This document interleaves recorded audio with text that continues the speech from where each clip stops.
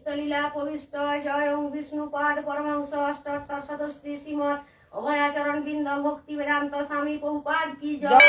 নিত্যলীলা প্রবিষ্ট ওং বিষ্ণুপাদ পরমহংস অষ্টোত্তর শতশ্রী শ্রীমৎ ভক্তি সিদ্ধান্ত সরস্বতী গোস্বামী ঠাকুর প্রভুপাদ কি জয়। নিত্যলীলা প্রবিষ্ট ওং বিষ্ণুপাদ পরমহংস পরম ভগবত শ্রী গৌরদাস বাবাজি কি महाराज की जय।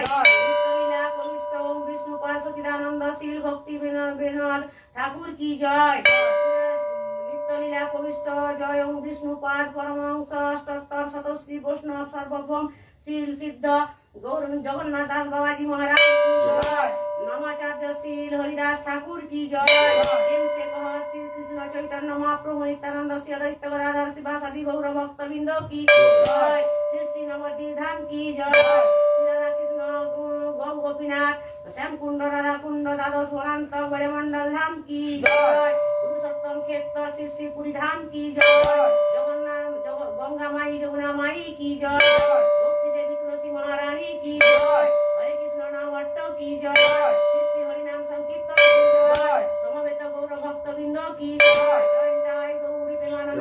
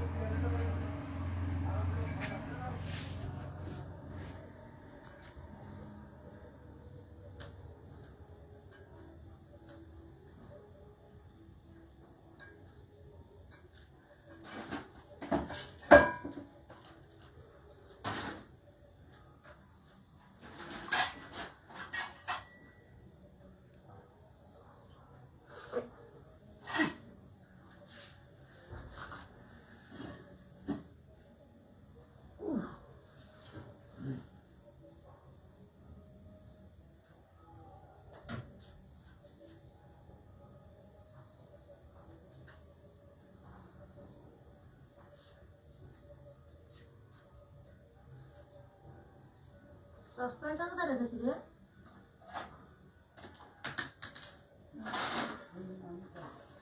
ना खाली है सीधे वाले बेटा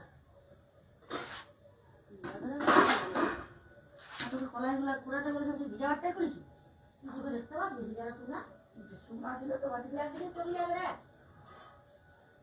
তো কাজ করতে বলে এরকম করছে না গো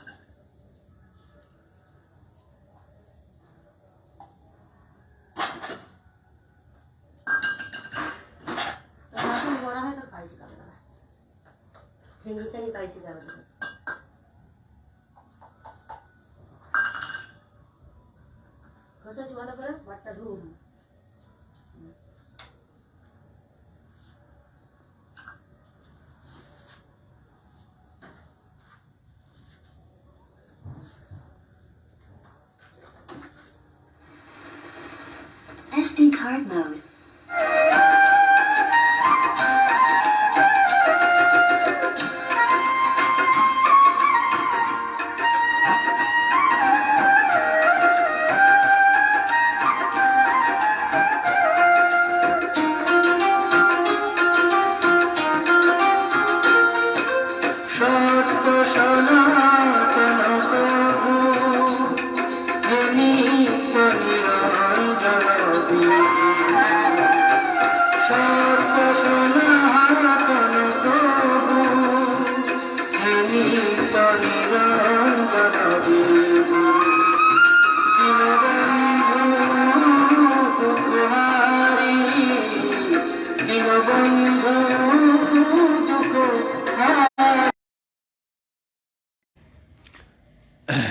বসুন।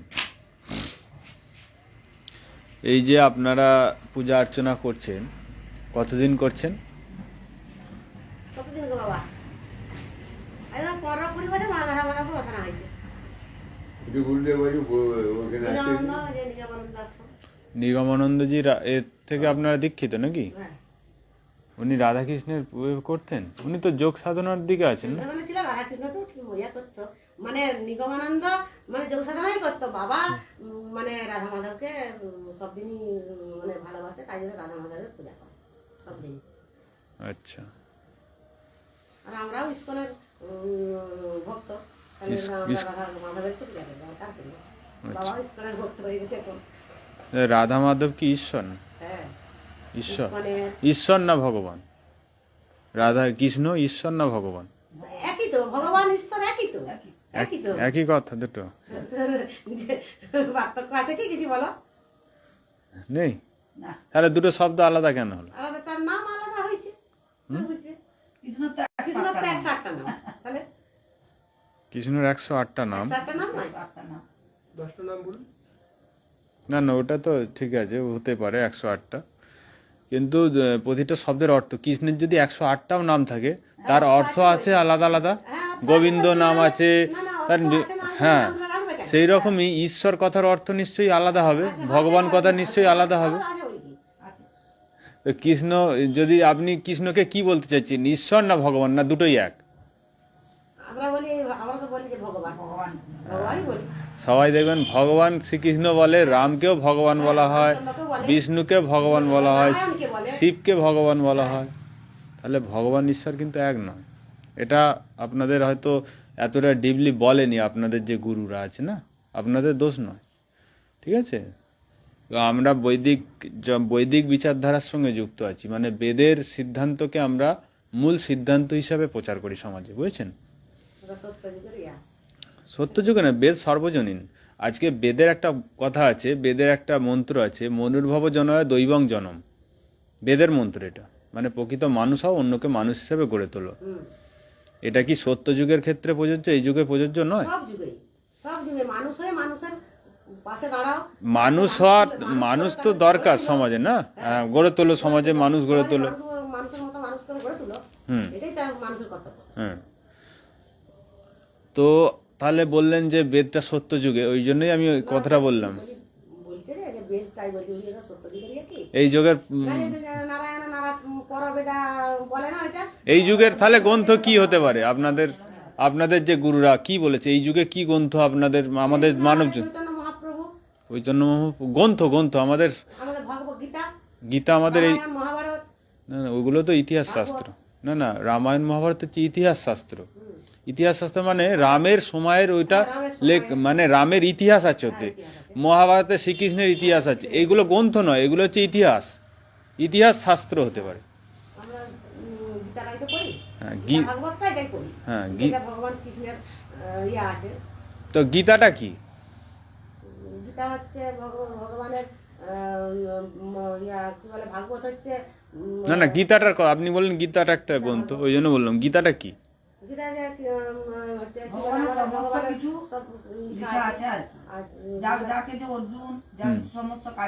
কুরুক্ষেত্র যুদ্ধে যেটা হয়েছিল সেটা গীতা। কৃষ্ণের মুখনিসৃত বাণী গীতাটা।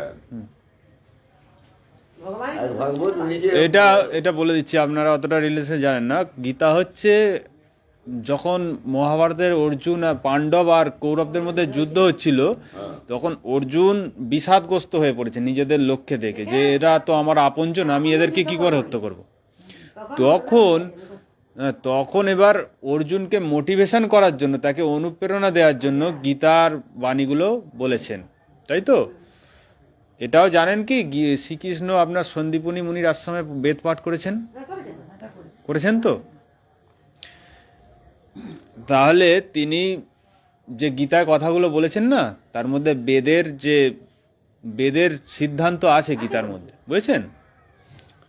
তাহলে কৃষ্ণ ঈশ্বরের বাণী পড়ছেন, আর আমরা কৃষ্ণকে ঈশ্বর মানছি, তাহলে এটা কিরকম মিলছে কি হিসেবটা?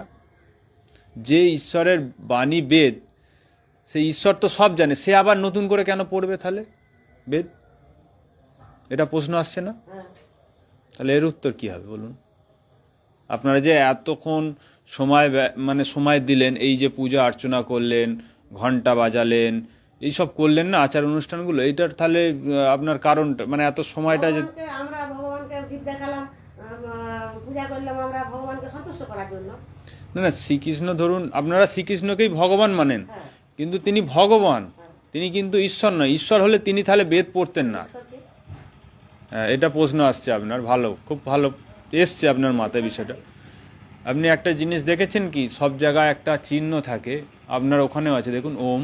হুম। ওটা সব মন্ত্রের আগে আসে না, ওম। আর ভগবানকে যখন আমরা ইয়া করি, ওম ভগবতে বাসুদেবায় নমঃ বলি।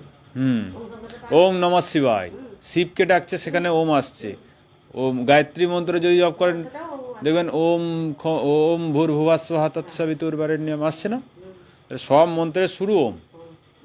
ঠিক আছে, আর তাহলে এবার এখান থেকে বোঝা যাচ্ছে। আর একটা গীতায় দেখবেন একটা শ্লোক আছে, ওম ইতি একক্ষরম ব্রহ্ম ব্যয়ানম মা মনস্মরণম ইয়ে প্রাতি তেজ্যম দেহম সহিতি পরম গতি। তাহলে গীতায় আপনাদের বলে দিয়েছে, ওম নাম নিতে নিতে যে দেহত্যাগ করে সে পরম গতি লাভ করে, তাই তো? তাহলে আমরা তাহলে শ্রীকৃষ্ণের কথাও তো মানছি না। আপনি যদি ওম নাম করতেন তাহলে তো শ্রীকৃষ্ণকে আপনি মানতেন। ইয়াটা আছে, ওটাও তো ওম লেখা আছে, ওটাও তো আছে। না, আছে তো, আমরা তো সেটা জানি না, আপনি তো বলতে পারলেন না। না, এই তো বললে, এটা হচ্ছে ওম হচ্ছে ঈশ্বরের মুখ্য নাম। বেদে সব জায়গায় এটা বর্ণনা করা হয়েছে। ঠিক আছে, ওম শব্দটা সব জায়গায় আছে। হ্যাঁ, ওম তো না না, ওম হচ্ছে ঈশ্বরের মুখ্য নাম, ওটা বিশ্ব ব্রহ্মাণ্ডের মধ্যেই ব্যাপ্ত আছে ওম। আর বাদ বাকি আরও যে নামগুলো আছে, সেখানে শিব আছে, বিষ্ণু আছে, সেগুলো গৌণিক নাম ঈশ্বরের, বুঝেছেন? ঈশ্বরের মুখ্য নাম ওম, বাকি আরও যে নাম আছে সেগুলো গৌণিক নাম, সেগুলো কর্ম অনুসারে আলাদা আলাদা হয়। কারণ যখন তিনি যেটা লীলা করেছে সে তখন একটা করে নাম দিয়েছে। লীলা দেখুন কি, এই যে আমাদের ঈশ্বর কি শুধু পৃথিবীতে আছে নাকি সব জায়গায় আছেন? বিশ্বব্রহ্মাণ্ডে আছেন, আছেন তো। তাই জন্য ব্যবৃষ্টি চরাচর, তিনি সব জায়গায় ব্যাপ্ত আছেন, তাই ওনার একটা নাম বিষ্ণু। ঠিক আছে, শিব তিনি কল্যাণ করেন, তাই হচ্ছে শিব। এরকম ঈশ্বরের বহু নাম, বুঝেছেন? যদি ধর্মকে আমরা সঠিকভাবে না জানি, আজকে আমাদের যুব সমাজ এইসব কর্মকাণ্ড যেগুলো করলেন আপনারা, এগুলো দেখে আকৃষ্ট হয় না। যুব সমাজ ধর্মের দিকে আসে, আপনাদের এখানে ধর্মের দিকে আসে না, কারণ তারা আনন্দই পায় না কিছু। আমাদের ঋষিরা যে দর্শন দিয়েছেন, সাংখ্য দর্শন, মীমাংসা দর্শন, যোগ দর্শন, এখানে কিন্তু কোথাও ঘন্টা বাজাবার কথা বলেনি, আওয়াজ করার কথা বলেইনি। ওনারা সবসময় ধ্যান করতে বলেছেন। ঋষিরা ধ্যান করতেন না? তাহলে আমরা আমাদের পূর্বপুরুষ ঋষিদেরকে মানছি না, মানছি কি? ভেবে দেখুন। এই যে আপনারা সময় দিচ্ছেন, আমরা বসে বসে দেখছিলাম, আমরা অনেক দিক থেকে দেখেছি ধর্মটাকে, কোন দিকে কত রকম পথ আছে আমাদের, তাই তো? আপনি এখানে একটা করছেন রামকৃষ্ণ মিশনে, দেখবেন সেখানে রামকৃষ্ণই তাদের কাছে ঈশ্বর, সেখানে তাদের পুজো হয়, সেখানে কিন্তু আপনার রাধাকৃষ্ণের পুজো হয় না। ঠিক আছে, আর যে আমরা রাধাকৃষ্ণ বলছি না, রাধা কে ছিল কৃষ্ণের, বলতে পারবেন? রাধা কৃষ্ণ জীবন তনু। না, শাস্ত্রে কি বর্ণনা করা আছে রাধাকৃষ্ণের জীবনের কে ছিলেন? গোপী ছিলেন কি এগুলো? এটাই তো হচ্ছে আসল গতি। রাধা তো হচ্ছে আসল গতি। আচ্ছা, গতির মধ্যে আসল গতিটা। আচ্ছা, আপনি মহাভারত পড়েছেন? মহাভারতের কোথাও দেখেছেন রাধা নাম? তাহলে আপনি পড়েছেন, কিন্তু সেটা মানে আপনি এখনো ক্লিয়ারিটি পাননি। আপনি কিন্তু শোনা কথা বিশ্বাস করে নিয়েছেন এগুলো।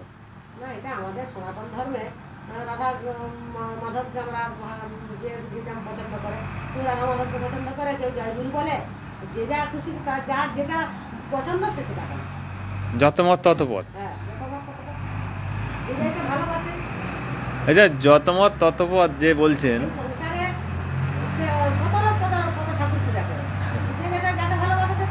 না, আমি ওটা বলছি না, বলছি তাহলে দেখুন সেই মহাভারতে যেখানে রাধার নাম নেই সেই রাধাকে তাহলে আমরা কি করে মানবো? যেখানে মূল জীবন শ্রীকৃষ্ণের সেখানে যদি না রাধার নাম থাকে আমরা কি করে মানতে পারি তাহলে? রাধা কৃষ্ণের যে লীলাগুলা হয়েছে, রাসলীলা, যুগল মিলন, এগুলা তাহলে কি করে? শ্রীকৃষ্ণ লীলা কেন করবে বলুন? কোথায় কোথায় আছে কাহিনীগুলো? এসব পুরাণে আছে, ব্রহ্মবৈবর্ত পুরাণে আছে, পড়েছেন ব্রহ্মবৈবর্ত পুরাণ? কিছু করেছে? সেখানে কাহিনীগুলো যদি দেখেন না আপনার লজ্জা পাবে, এরকম কাহিনী ঢোকানো আছে কিন্তু। আপনারা পড়বেন, আমি যদি বলেন এক্ষুনি আপনাকে প্রমাণ দেবো, আমার কাছে লেখা আছে, ব্রহ্মবৈবর্ত পুরাণ থেকে আমি তুলে ধরবো আপনাকে, বুঝেছেন? মূল মহাভারতেও নেই, ভাগবতেও পাবেন না, বিষ্ণু পুরাণেও পাবেন না আপনি রাধার নাম। শ্রীকৃষ্ণের সময়কার একজন রাধা ছিলেন, তিনি হচ্ছেন কর্ণের পালিত মাতার নাম রাধা। হ্যাঁ, কর্ণের পাল্টা মাতা। হ্যাঁ, কিন্তু ওইভাবে যে লীলা কাহিনী না, শ্রীকৃষ্ণের সময় পায়নি। শ্রীকৃষ্ণ বৃন্দাবন ছেড়েছিলেন কত বছর বয়সে জানেন? কত বছর? 10 বছর বয়সে না 11 বছর। 8 বছর, 8 থেকে, হ্যাঁ ওই রকম হবে।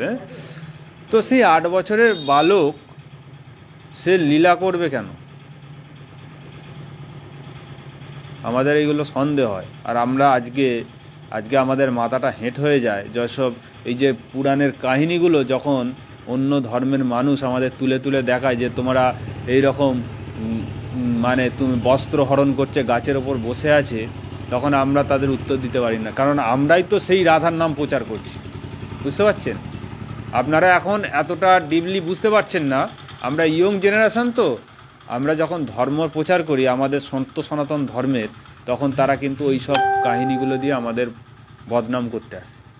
আমরা তার জবাব দিতে পারি না, কারণ আমাদের মানুষই তো রাধাকে মানে, রাধার পুজো করছে, রাধাকৃষ্ণকে করেছে। শ্রীকৃষ্ণের একমাত্র স্ত্রীর নাম ছিল রুক্মিণী দেবী। রুক্মিণী দেবী, তিনি 12 বছর ব্রহ্মচর্য পালন করেছিলেন, জানেন কি এটা? বদ্রিক আশ্রমে বিবাহের পর। হ্যাঁ, বদ্রিক আশ্রমে। তাহলে তাকে আমরা কোন পর্যায়ে নিয়ে গেছি বলুন? কাহিনীর মাধ্যমে, লীলার মাধ্যমে। এগুলো কেউ প্রচার করে না, যার জন্যই আমাদের সমাজ দিনে দিনে ভাঙছে। আমাদের যুব সমাজ কৃষ্ণের প্রতি খারাপ ভাবনা রাখে। যেই ভগবান জীবনে মানে ছোট থেকে মৃত্যু পর্যন্ত হয়তো লড়াই করে, সংঘর্ষ করে জীবন কাটিয়েছে, একটার পর একটা লড়াই, তাহলে তাকে আমরা কি করেছি আজকে? আজকে যুব সমাজ কি কৃষ্ণকে আইডল মানে? এইসব কাহিনী বললেই তারা বলে লীলা করেছে সে, আমরাও করছি, আমরাও করব। সে করতে পারলে আমরা কেন করব না? বলে না? তারা মূর্খ বলে বলে। না না, মূর্খ নয়, আপনার শাস্ত্রে তো ব্রহ্মবৈবর্ত পুরাণে লিখে দিয়েছে না, ভগবান বলেছে আমি যা করছি তোমরা তা করো না। না রে বাপ, এটা তো মহা বাজে কথা একদম। মানে এইটা সমাজে খুব বাজে প্রচার হয়েছে। শ্রীকৃষ্ণের পথে যদি চলে হিন্দু সমাজ বাঁচবে, না হলে ধ্বংস হবে। শ্রীকৃষ্ণ সবসময় জীবনে সত্য পথে ছিলেন, কোনো রকম অন্যায় কাজ করেননি, একদম খাঁটি, 100 খাঁটি। আপনারা যেটা ভাবেন সেটা নয়, আপনাদের এই ভাবনাটাই ভুল। ওই জন্যই তো আপনাদের ধর্মের প্রতি আপনাদের সত্যি করে শ্রদ্ধা থাকবে না তো, আর যুব সমাজেরও নেই কৃষ্ণের প্রতি, এই ভুল চিন্তাভাবনার জন্য। শুধু কৃষ্ণর পথ অনুসরণই করতে হবে আমাদের, কারণ তিনি অধর্মের বিরুদ্ধে। তাহলে অর্জুনকে কেন লড়াই করতে বলবেন যুদ্ধের ময়দানে? যে একজনের বস্ত্র হরণ করেছে, তুমি ছেড়ো না ওকে, ও মহাপাপী, ওকে কিন্তু বধ করতেই হবে, না হলে ও দিনে দিনে সর্বনাশ করে দেবে, গোটা সমাজকে ধ্বংস করে দেবে। তাহলে তিনি ধর্ম রক্ষার জন্য কাজ করেন, যে তাকে আমরা অনুসরণ করব না? তাহলে বলছেন যে সে যেটা করেছে আমরা করার দরকার নেই, তাহলে বলছেন এখনো যুদ্ধ চলছে, এখনো সমাজে অন্যায় চলছে। আপনি এটা দেখতে পাচ্ছেন না, হয়তো আপনি হয়তো সেরকম পরিবেশে বেরোন না। আমরা প্রত্যেক দিন সমাজে দেখি এগুলো।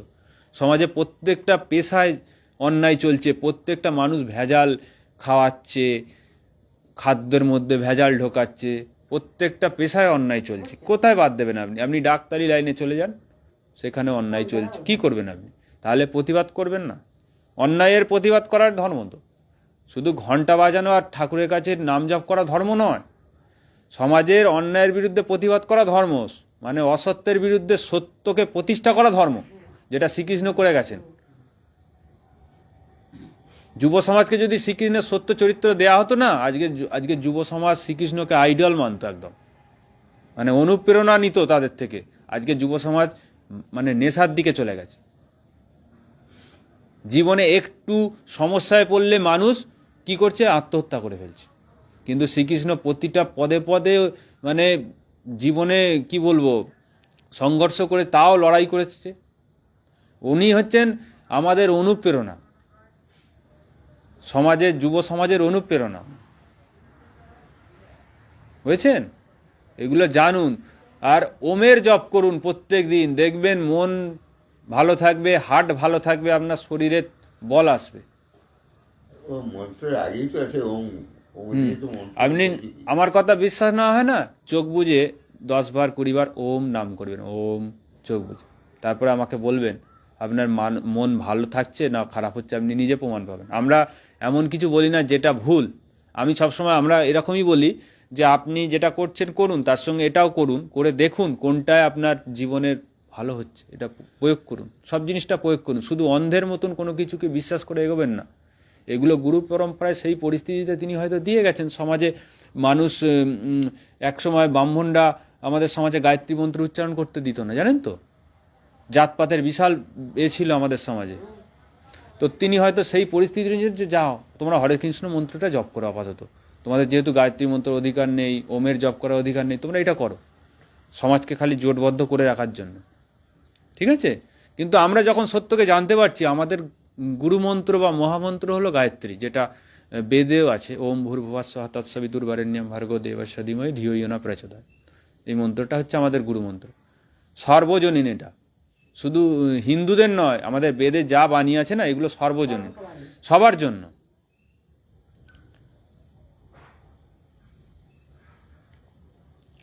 তাহলে আমরা এই জন্যই ঘুরছি, এই যুব সমাজকে আমরা এই সত্যগুলোকে জানানোর জন্য, হ্যাঁ, যাতে কৃষ্ণকে সত্যভাবে জানুক।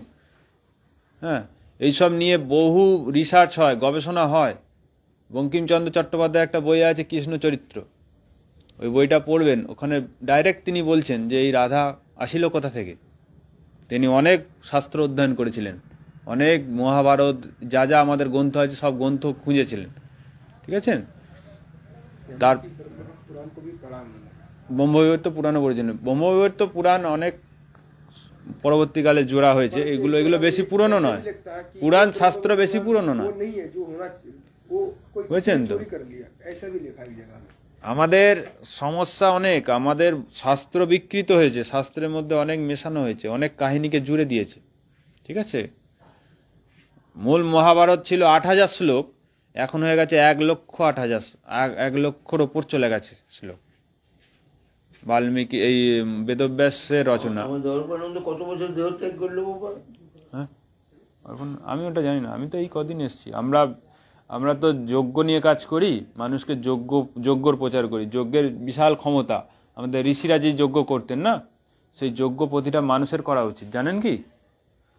যজ্ঞ করলে মানুষের রোগ নিরাময় হয়। এখন বাবা রামদেবজি পতঞ্জলিতে হরিদ্বারে ওনার আশ্রম আছে, উনি যজ্ঞের ওপর বিশাল বড় গবেষণা করেন, মানে ওনার বিজ্ঞানীদের মাধ্যমে।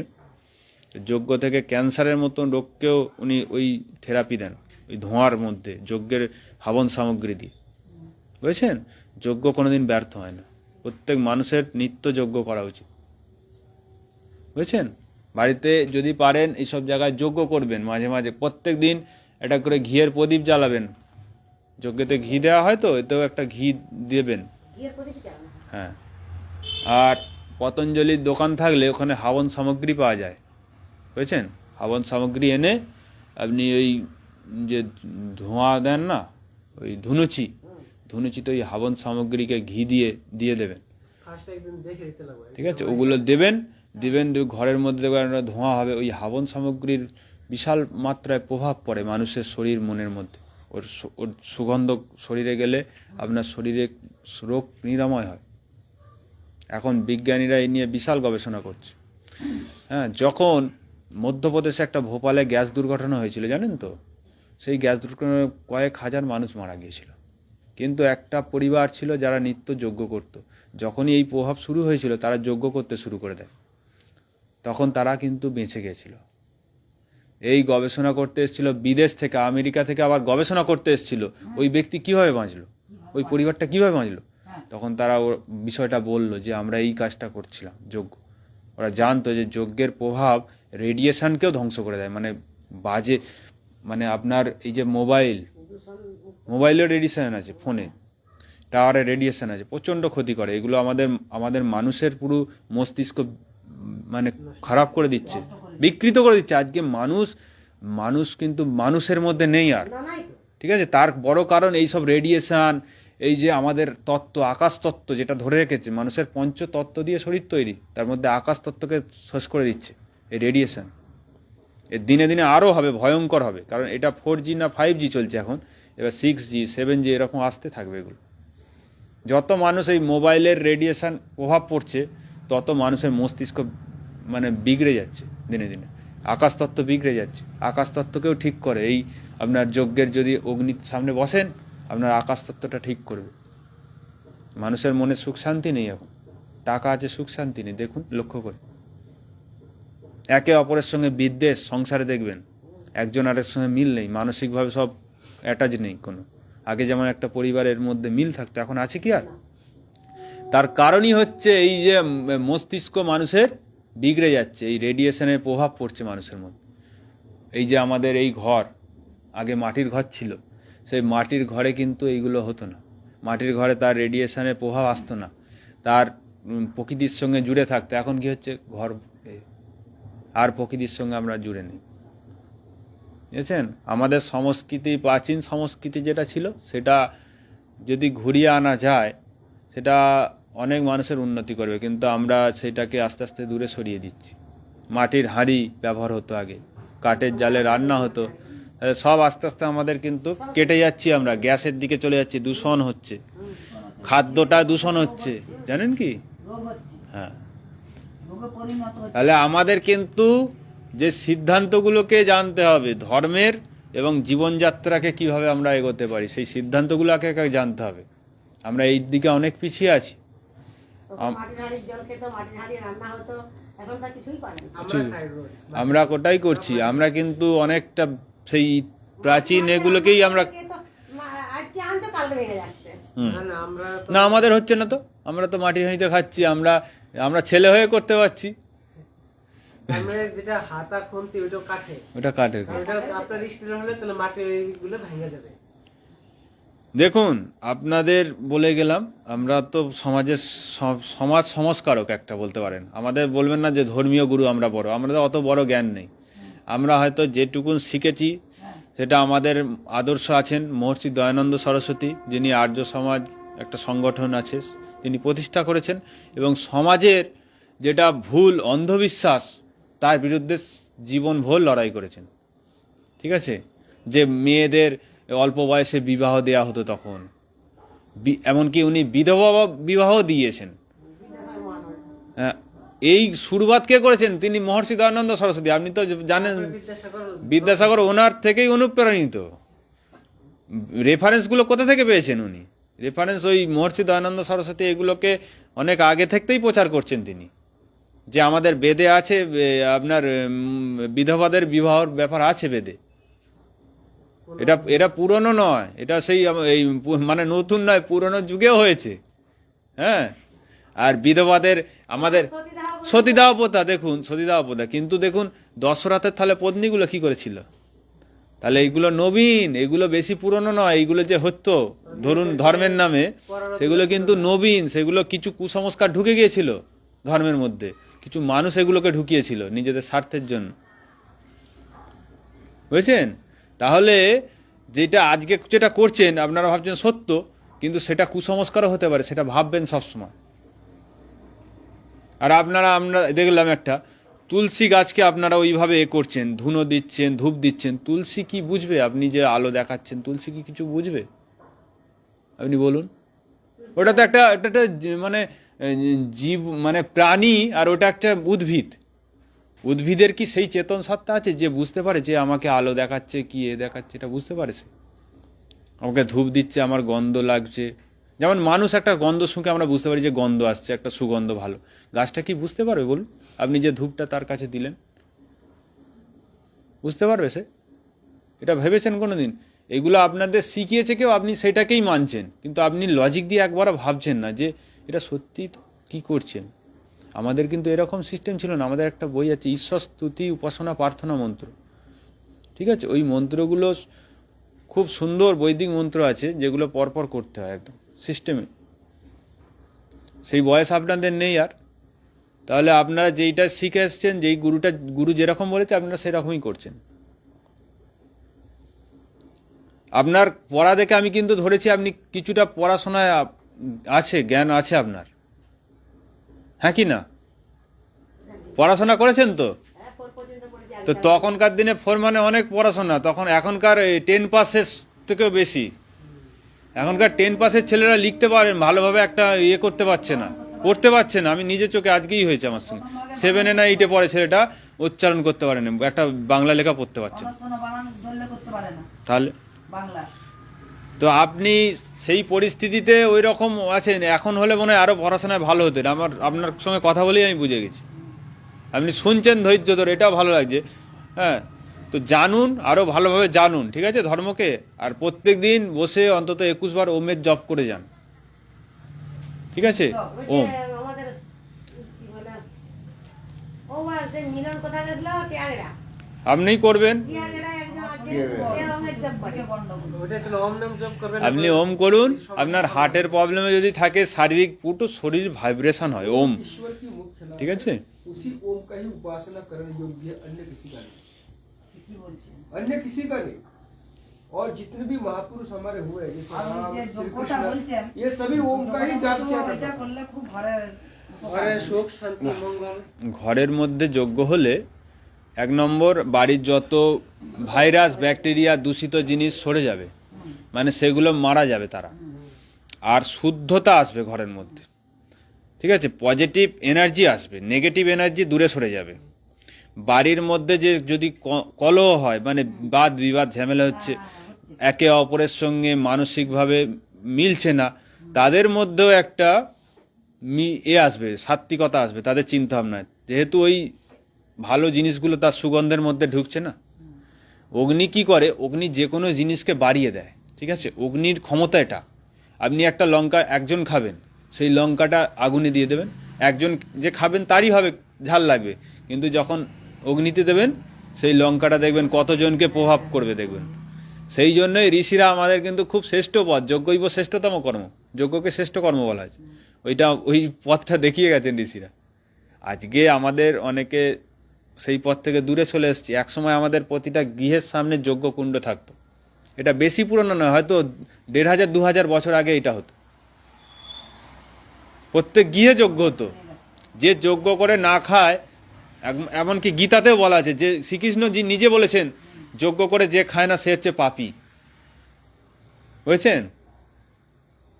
শ্রীকৃষ্ণজি সন্ধ্যা উপাসনা করতেন, মহাভারত যুদ্ধকালে তিনি সন্ধ্যা উপাসনা করেছেন। আমরা যেটা বলছি আপনাকে সন্ধ্যা উপাসনা, ঈশ্বরের নাম গুণ। রথ থেকে নেমে সন্ধ্যা উপাসনা করছেন, এটা মহাভারতের শ্লোক।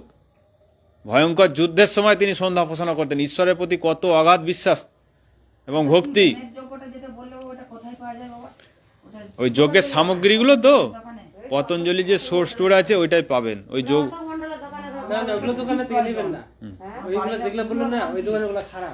দোকানের গুলো অতটা কোয়ালিটি ভালো পাবেন না। আপনি পতঞ্জলির যে প্রোডাক্টটা আছে হাবন সামগ্রী, ওটা বেটার, ওটা ওদের অনেক জড়িবুটি দেয় ওদের মধ্যে। এটা দোকানে দেখ। ওই পতঞ্জলির সঙ্গেই তো ওখান থেকে আনে। আর পারলে এই ধূপ ব্যবহার করবেন না। এই যে ধূপ ব্যবহার করছেন না, এগুলো আপনার শরীরকে ক্ষতি করবে, আপনার ওই নিঃশ্বাসে ঢুকবে, এটা সিগারেটের থেকেও ক্ষতিকারক। এতে তো কেমিক্যাল মেশানো আছে। আর বাঁশ আছে, বাঁশের স্টিক, ওটা বাঁশ আমাদের শাস্ত্রে পড়াতে নেই, খুব দূষিত বাতাস হয়, বাঁশকে বর্জন করতে বলা হয়েছে। এটা সাইন্টিফিক রিসার্চ, এটা ডিএনএতে একবার জিনিউসে দেখিয়েছে একদম বিজ্ঞানসম্মতভাবে, বুঝছেন? আমরা কিন্তু শুধু একরকম দেখি না, আমরা সব দিকটা দেখি। আমরা যুক্তিবিজ্ঞানে বিশ্বাসী, আমরা বিজ্ঞান যেহেতু পড়াশোনা করেছি, আমরা কিন্তু ধর্মটাকে বিজ্ঞান যুক্তি দিয়ে দেখি। আমাদের ধর্ম পুরো সাইন্টিফিক ধর্ম। বেদ কথার অর্থ জ্ঞান, বেদ কথার হচ্ছে জ্ঞান, আর বিজ্ঞান মানে হচ্ছে বিশেষ জ্ঞান। কিছু বিশেষ জ্ঞান থাকলে সেটা বিজ্ঞান, কিন্তু বেদ হচ্ছে সমগ্র জ্ঞান। বেদের মধ্যে সব জ্ঞান আছে। বেদের মধ্যে এমন কিছু নেই যেটা আমাদের জীবনে মানে প্রয়োজন নেই, সব দরকার। আপনার এই যে শারীরিক সমস্যা কিভাবে ঠিক থাকবেন, আয়ুর্বেদ কোথা থেকে এসছে? বেদ থেকে এসছে। শত্রুর সঙ্গে কিভাবে লড়াই করবেন, কোথা থেকে আছে? বেদে আছে। সঙ্গীত বেদে আছে, সামবেদ। সামবেদের মধ্যে সারেগামাপা কোথা থেকে এসছে? বেদ থেকে, জানেন? হ্যাঁ, 4টে বেদ আছে, তার মধ্যে সামবেদে হচ্ছে ওই ওই ডিপার্টমেন্ট, ওর মধ্যে আছে ওই সারেগামাপা, যে এগুলো ছন্দ সামবেদে আছে। তো আমরা বেদের অনুশীলন না করার ফলে একসময় দূরে চলে এসছে সমাজ। মানে কোনো জিনিসকে মানুষ যদি না কালচার করতে থাকে কি হবে? আস্তে আস্তে মানুষ ভুলে যাবে সেটা। সেইটাই আমাদের সঙ্গে হয়েছে। গুরুরা নিজের নিজের মত তৈরি করেছে, সেই মতে মানুষকে নিয়ে গেছে, আর আমাদের সমাজ বিভক্ত হতে থেকেছে। রামকৃষ্ণ মঠ আলাদা পথে চলছে, অনুকূল বাবার আশ্রম আলাদা, নিগমানন্দের আশ্রম আলাদা, সব আলাদা আলাদা পথে চলছে। তো তাদের সঙ্গে মতের মিল হবে কি কারোর সঙ্গে কারো? কিন্তু সবাই নিজেকে সনাতন বলছে, কিন্তু সনাতনের মূল সিদ্ধান্তকে কেউ প্রচার করছে না। এটা করেছিলেন মহর্ষি দয়ানন্দ সরস্বতী। তিনি বলছেন বেদের দিকে ফিরে আসো, যাতে আমাদের গোটা সমাজের ঐক্য আসে। বেদ মন্ত্রে বলছে সংগচ্ছদ্দং সংবদ্ধং সংবমনসি জানতম দেবভাগে যথা পূর্বে সংযোজন উপসতে। তোমরা এক পথে এসো, এক পথে মিলিত হয়ে আলোচনা করো, তোমাদের মন যেন উত্তম সংস্কার হয়। পূর্বের জ্ঞানী পুরুষেরা যেইভাবে কর্তব্য করতো তোমরা সেইভাবে করো। তার মানে বেদ বলছে তোমরা এক পথে এসো, আর আমরা বিভিন্ন মত পথে চলে যাচ্ছি আলাদা আলাদা, যার ফলে আজকে সমাজ বিচ্ছিন্ন। আমাদের হিন্দু সমাজের ঐক্য নেই। যে যা পারছে বলে দিচ্ছে ধর্ম নিয়ে, কেউ কিছু প্রতিবাদ করছে না। তাহলে প্রতিবাদ করতে হবে, সে মারতে মরে মার বলে দিকে যায়। অন্যায় করলে প্রতিবাদ করা চলবে না। আমার হয়ে গেছে এই কেসটা। আপনার শারীরিক সমস্যা আমাদের সিস্টেমে ঠিক করার ক্ষমতা আছে। যোগ, প্রাণায়াম, আয়ুর্বেদ, প্রাকৃতিক চিকিৎসা আপনি জীবনে গ্রহণ করুন, আপনার যে কোনো সমস্যা ঠিক হয়ে যাবে। আমার নিজের প্রমাণ। হ্যাঁ, আপনি সমস্যা আমাদের সঙ্গে আলোচনা করবেন। হ্যাঁ, সব পাড়া প্রতিবেশী বাড়ি, তারপরে মানে আমার মৃত্যু এখান থেকে 1 মাস পালিয়ে এসেছি। এখন অশান্তি ভোগ করছি, অন্যায় করছে বলতে গেলেই বাস। আপনার কি সমস্যা আছে? সব চতুর্দিকে আমাকে এখন ঘিরে। শারীরিক সমস্যাটা বলুন এখন। শারীরিক সমস্যা, শারীরিক সমস্যা। আচ্ছা, অর্থ, তারপরে আর একটা সমস্যা রয়েছে, বান ফান মেরেছিল অস্থান জায়গায়, এটা সমস্যা আছে। বান পানি এগুলো সব কাল্পনিক। এগুলো হয় না। এগুলো দেখুন, রোগ হলেই মানুষ ভাবে অনেক কিছু করছে। আমার এটা নয়, মানুষের শারীরিক রোগ এবং মানসিকভাবে সেইটাকে সে মিলিয়ে নেয় যে এইটার জন্যই হচ্ছে, হয়তো ওটা নয়। আমাদের তো বৈদিক সিদ্ধান্তে কোথাও এইসব নেই, বুঝেছেন তো? ঝাড়ফুঁক এইসব কোথাও নেই যে ঝাড়ফুঁকে কারো ভালো হয়ে যায়, এগুলো হয় না। ঠিক আছে, এগুলো মানসিকভাবে সে হয়তো ভেবে নেয় যে আমাকে ঝাড়ফুঁক করে দিচ্ছে, এবার ঠিক হয়ে গেলাম, বুঝেছেন তো? এইভাবে তার ব্রেনটা খেলে যায়। হ্যাঁ, আমার তো কি প্রয়োজন, আমাদের শরীরের অবস্থাটা কি প্রয়োজন, কি করতে হবে, আমি এটা জানতে চাই। और सो माने कि पाइल्स पाइल्स, हाँ, पाइल्स की पाइल्स। प्रॉब्लम। एक काम करो, आप एक बांग्ला खाता लिखना। धनिया ले लो, धनिया खरीद लो, सौंफ खरीद लो, फिटकरी ले लो और मिश्री ले लो। 1 चम्मच धनिया, 1 चम्मच सौंफ। বাংলায় বলতে হবে এটা। হ্যাঁ? বাংলা। একটা চামচ ধনে ধনে ধনে ধনিয়া। হ্যাঁ, ধনে গুঁড়া। गुड़ा नहीं, गोटा गोटा গোটা। হ্যাঁ, 1 चम्मच धनिया, ধনে 1 चम्मच सौंफ হ্যাঁ সব। और स्वाद अनुसार उसमें मिश्री और गेहूं का दाने के समान फिटकरी। ফিটকিরি। फिटकरी गेहूं का दाने के समान। গৌকা দানা মানে? गम गम था ও গমের দানার মতো। गमेर दाना के समान इतनी छोटा फिटकरी लेना है, और उन सभी को मिक्स करके 1.5 गिलास पानी को हाफ गिलास में, হ্যাঁ বাংলায় বলো। मैंने धीमी आंच में 1 गिलास पानी को आधा गिलास करना। 1 গ্লাস জল হলে সেটাকে গরম করে হালকা আগুনে ওটাকে হাফ করে নিতে হবে। हाफ करना, फिर हाँ, फिर इसको হাফ छान करके पीने का, और 1 घंटा कुछ नहीं खाने का।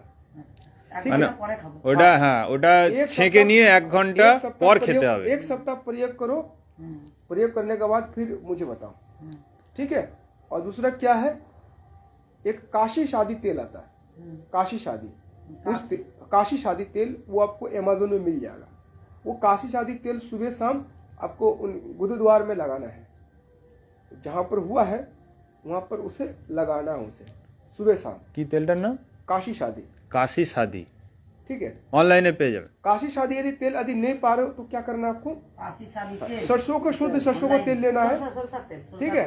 कांच की शीशी में सरसों का तेल लेना है, उनमें 1 चम्मच फिटकरी डालकर रोद में रख देने का, रोदा में, हाँ ফিটকিরি মিশিয়ে हाँ মিশিয়ে আনলে রাখতে रोद में रखना है। और रोद में पूरा दिन रखने के बाद उसको कांच की शीशी में बंद कर दो। उस तेल को उस जगह में डेली सुबह शाम लगाना है। यदि काशी शादी तेल नहीं पाते हो तो ठीक है, तब उसे পিওর সরষের তেল চাই, মানে ওটা যেটা যদি ভাঙানো হয় না আপনাদের ওই যে কলে ভাঙানো ওইটা হবে, কিন্তু ওই দোকানের যে সরষের তেল ওতে ভেজাল থাকে, কিন্তু এটা সাবধান। उससे अच्छा आप ऑनलाइन से मंगा लो, 250 रुपया लेगा काशी शादी तेल, 100 ग्राम आता है, बहुत बढ़िया है, वो लगा सकते ওটা লিখে নিতে হবে, নাহলে কিন্তু আমি লিখে নিন কাশি সাথী। हैं। काशी शादी तेल যেটা বললে অর্থের ব্যাপারটা কাগজ আমি বিরাট যন্ত্রণা কষ্ট পাচ্ছি বাবা। আর একটা পথ ওই